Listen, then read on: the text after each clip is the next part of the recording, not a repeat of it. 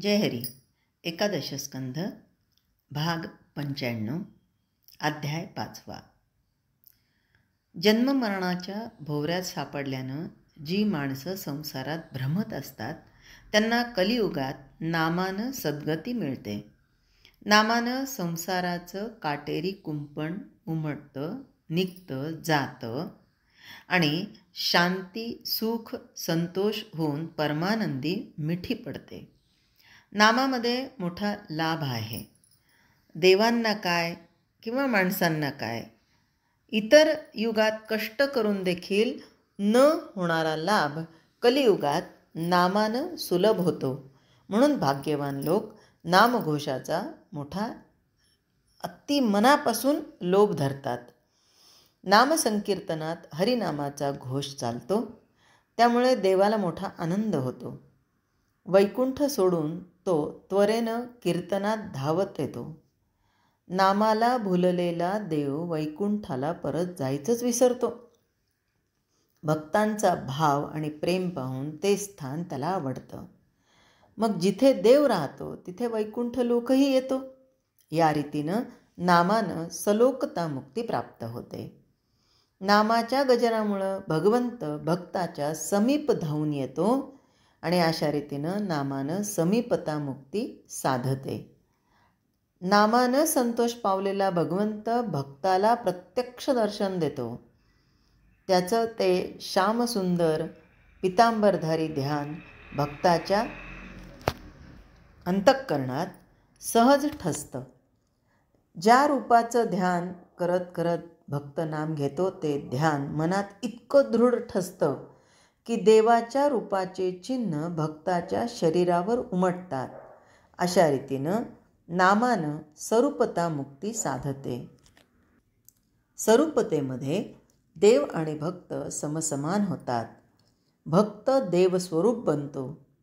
शुद्ध भावानं नामसंकीर्तन केलं असता भगवंताला मोठा संतोष होतो. भक्त भगवंताची मिठी पडते आणि ही मिठी पुन्हा कधीही सुटत नाही.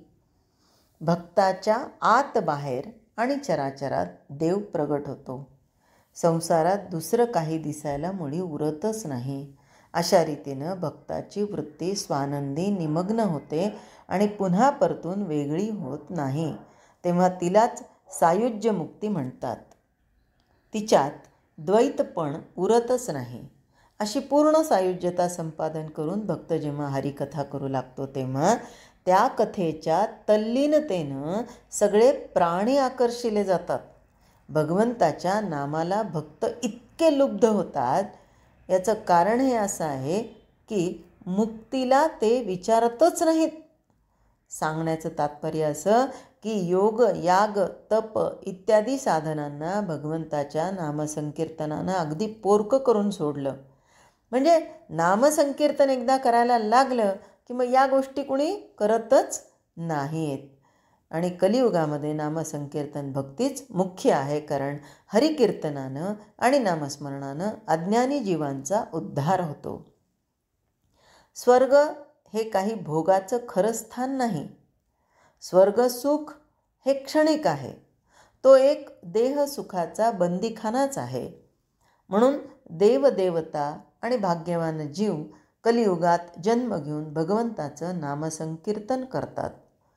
कृत, त्रेता आणि द्वापार या तिन्ही युगातील श्रेष्ठ पुरुष देखील कलियुगात जन्म घेऊन येण्याची नेहमी इच्छा करतात. दीनजनांचा उद्धार व्हावा म्हणून कलियुगात केवळ नामस्मरणानंच भगवंत जीवाचं संसार बंधन तोडून टाकतो.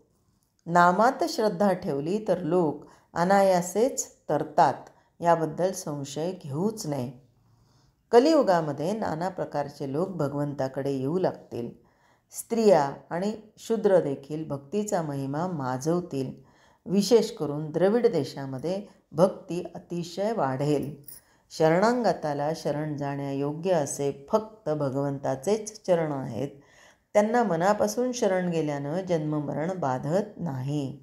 ज्याला जन्ममरणाची बाधा नसते त्याला देव, ऋषी, आचार्य आणि पितर यांचं ऋण देखील लागू होत नाही. भगवंताच्या चरणी जो रंगून जातो तो नामानेच उद्धरून जातो. अर्थात तो कुणाचाच ऋणी राहत नाही. परिसाचा स्पर्श झाला की लोखंडाचं काळेपण नाहीसं होतं. गंगेचं स्नान केलं की सगळ्या पापांपासून मुक्ती होते. तसं भगवंताच्या चरणी वृत्ती रंगली की भक्त ऋणत्रयापासून मुक्त होतो. मनापासून भगवंताची भक्ती केली तर सगळ्या पितरांचा उद्धार होतो. मोठमोठ्या ऋषीवरांना भक्तीपासून निर्माण होणाऱ्या स्वानंदामुळं नित्य तृप्ती असते. त्याच आनंदाने सर्व प्राणी मात्र सुखी होतात. पुत्रानं भक्ती केली तर आईबाप उद्धरून जातात. कर्म ज्याच्या अधीन असतं त्या भगवंताला अनन्य भावानं जो शरण जातो तो कर्माच्या अधीन होत नाही. अनन्य शरण भक्तांचा हा असा भगवंताचा भक्त कर्माचा सेवक नसतो, कुणाचा देवांचा चाकर नसतो आणि प्राकृतजनांचा दास तर नसतोच नसतो. कर्मापासून अलिप्त असल्यानं सकल ऋणांपासून मुक्त झालेला भक्त कोणाचाच अंकित नसतो. देहाभिमान सांडून तसंच इतर देवतांचं भजन सोडून भगवंताला अनन्य शरण गेलेला भक्त सगळ्या प्राणीमात्रांच्या ठिकाणी परमात्मा भरलेला निसंशयपणे अनुभवतो. या दृढ प्रतीतीमुळं कर्मबंधन त्याला स्पर्श करत नाहीत. असा अनन्य शरण भक्त भगवंताला फार आवडतो. एखाद्या वेळी त्याच्या हातून तर सत्कर्म घडतातच नेहमीच, पण एखाद्या वेळेस चुकून जरी असत्कर्म घडलं तरी त्याला प्रायश्चित्त्याचं बंधन नसतं. सिंहाचा छावा या मस्तवाल हत्तीकडून वेढला जात नाही, तसं हरीच्या भक्ताकडून अकर्म झालं तरी त्याला त्याचं बंधन पडत नाही. नामस्मरण करणारा महापातकी असला तरी यम त्याला वंदन करतो. मग जे हरीचे परमप्रिय आहेत त्यांना अकर्माचं बंधन कसं पडेल? राजाच्या मर्जीतील सेवकाला पहाऱ्यावरील शिपाई अडवतात का? नाही. मग राजाच्या आवडत्या मुलाला द्वारपाल कसा अडवू शकेल?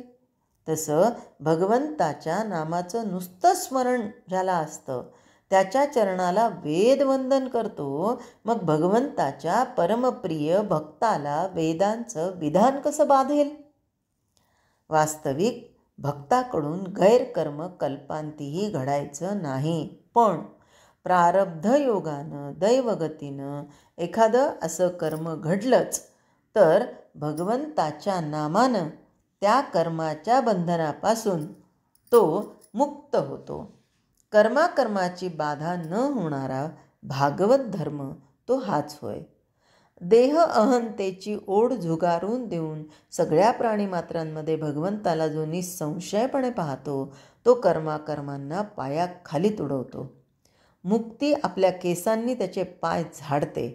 ज्याच्याकडे तो कृपादृष्टीनं पाहतो त्याचं संसार भय तत्काळ नाहीसंच होतं. तो म्हणेल तिथे मुक्ती सुख मुकाट्यानं हजरच राहतं.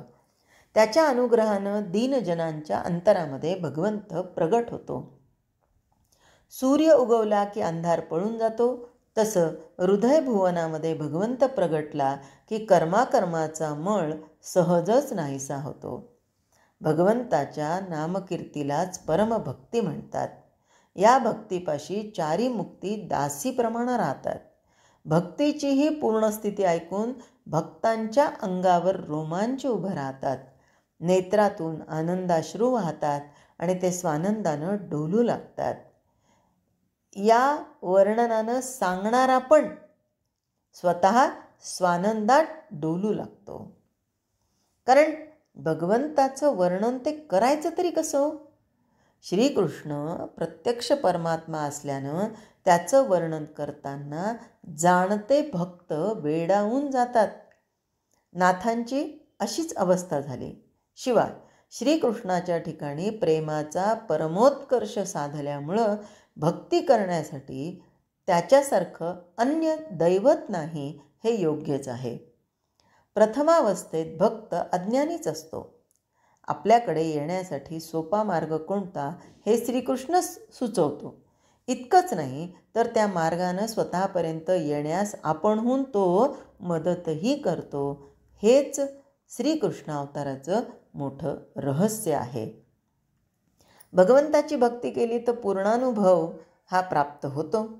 म्हणून भक्तीनं देहात असून देखील विदेहावस्था साध्य होते आणि परमविश्रांती मिळते.